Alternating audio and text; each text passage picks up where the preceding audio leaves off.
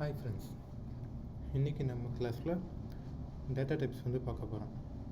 So நார்மலாக நமக்கு தெரிஞ்ச எல்லா டேட்டா டைப்ஸ்லாம் என்னது, மற்ற லாங்குவேஜஸில் நமக்கு ஸ்ட்ரிங்ஸ் அப்படின்னா எனக்கு தெரியும். அடுத்து பூலியன்,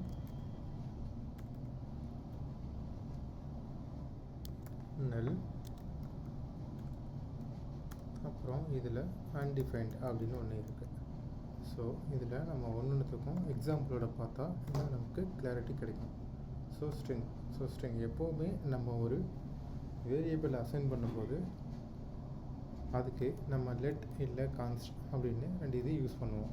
ஸோ இது என்னென்னு நம்ம அப்கமிங் கிளாஸஸில் பார்க்கலாம். ஸோ இப்போது ஒரு நேம் எப்போவுமே ஸ்ட்ரிங்குக்குள்ளே தான் இருக்கும் அப்படின்னு நம்ம அசைன் பண்ணிக்கிட்டோம் அப்படின்னா அதை நம்ம இந்த ஸ்ட்ரிங்கில் எப்படி கொண்டு வருதுன்னு பார்க்கணும். ஸோ நான் நேம் அப்படின்னு ஒரு வேரியபிள் எடுத்துக்கிறேன். இந்த வேரியபிளில் ஸ்ட்ரிங்க்கு நான் டபுள் கொட்டேஷனுக்குள்ளே கொடுக்கலாம். இல்லை அப்படின்னா நான் கோர்ஸ் அப்படின்னு இன்னொன்று எடுத்துகிட்டு இதை நான் சிங்கிள் கொட்டேஷனுக்குள்ளேயும் கொடுக்கலாம். ஸோ இன்னொரு ஆப்ஷனும் நம்மகிட்ட இருக்குது.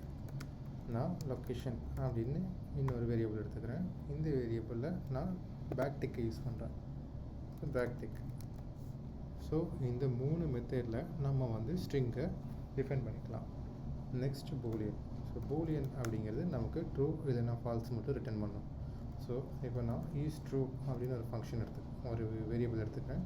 இந்த வேரியபிளுக்குள்ளே நான் ட்ரூன்னு கொடுத்துக்கிறேன். ஸோ சேம் மெத்தடில் நான் இன்னொரு வேரியபிள் எடுத்துக்கிறேன், ஈஸ் ஃபால்ஸ். அவனுக்கு நான் ஃபால்ஸ்ன்னு கொடுத்துக்கிறேன். ஸோ இந்த மாதிரி நம்ம பூலியனை டிஃபைன் பண்ணலாம். நெக்ஸ்ட் நல். ஒரு வேரியபிளை நம்ம க்ரியேட் பண்ணிவிட்டு அவனுக்கு நம்ம எந்த வேல்யூவும் அசைன் பண்ணலை அப்படின்னா நமக்கு அன்டிஃபைன்ட் அப்படின்னு நமக்கு ரிசல்ட் கிடைக்கும். லெட். இப்போது நான் ஃபஸ்ட் நேம் அப்படின்னு ஒரு வேரியபிளை எடுத்துட்டேன், டிக்ளேர் பண்ணிட்டேன். ஆனால் இதுக்கு நான் எதுவுமே அசைன் பண்ணலை. ஸோ அசைன் பண்ணாமல் இருக்கிறப்போ நமக்கு என்ன அவுட்புட் வருதுன்னு பார்க்கணும். ஸோ இவன் நம்ம இங்கே எதுவுமே டிஃபைன் பண்ணலை, கரெக்டாக. அதனால் இவன் நமக்கு ஃபஸ்ட் நேம்ங்கிற இடத்துல நமக்கு அன்டிஃபைன்ட் அப்படிங்கிற அவுட்புட்டை கொடுப்பான்.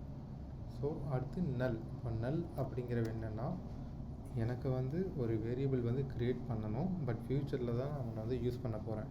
பட் இப்போதைக்கு நான் அவனை யூஸ் பண்ணலை. அப்படிங்கிறப்போ நான் ஒரு எம்டி வேல்யூவாக அவனை க்ரியேட் பண்ணிக்கலாம்.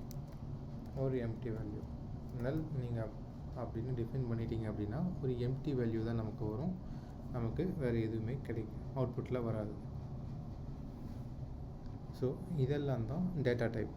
ஸோ இந்த டைப்பை பேஸ் பண்ணி நம்ம கன்சோலில் எப்படி அவுட்புட்டை செக் பண்ணுறோன்னு பார்க்கலாம். ஸோ இப்போ ஒரு வேரியபிளுக்கு எகென்ஸ்டாக ஒரு ஸ்ட்ரிங்கையோ இல்லை ஒரு பூலியனோ ஒரு நல் கேரக்டரையோ எல்லாம் அன்டிஃபைன்டாக இருக்கிற ஒரு வேரியபிளோ பண்ணிட்டோம். இப்போது நம்ம ஒரு ஸ்ட்ரிங்கை எடுத்துகிட்டு அதோட டைப் என்ன அப்படின்னு எப்படி ரிட்டர்ன் பண்ணலான்னு பார்க்கலாம். ஸோ அதுக்கு நான் console.logல பிரிண்ட் பண்ணி பார்க்க போகிறேன்.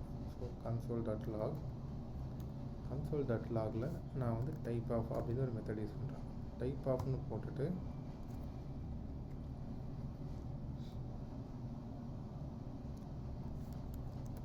டெஸ்டர் அப்படின்னு நான் கொடுக்குறேன். ஸோ இப்போ நம்ம க்ரியேட் பண்ண வரைக்கும் நம்ம ரன் பண்ணி பார்த்துக்கலாம். ஸோ ஒன்றா செக் பண்ணோம் அப்படின்னா உங்களுக்கு தெரிஞ்சிடும். ஸோ இப்போது நமக்கு வர வேல்யூஸ் அன்டிஃபைன்டுக்கும் இந்த டைப் ஆஃப் டெஸ்டருக்கும் மட்டும்தான் நமக்கு இப்போ அவுட்புட் வரும். ஏன் அப்படின்னா இது ரெண்டு மட்டும் தான் நம்ம கன்சோல் லாகில் லாக் பண்ணியிருக்கோம்.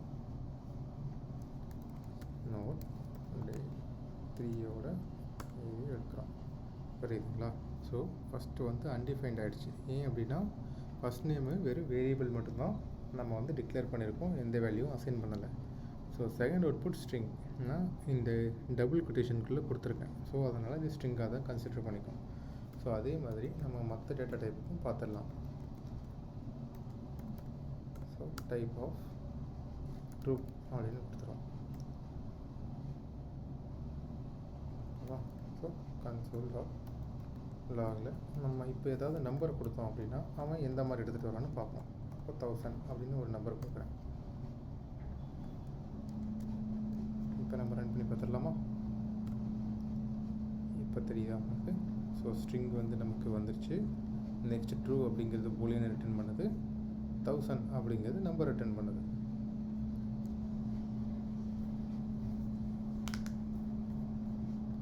நம்ம ஃப்ளோட்டிங் வேல்யூஸை அது எப்படி எடுத்துகிட்டு வருதுன்னு பார்ப்போம்.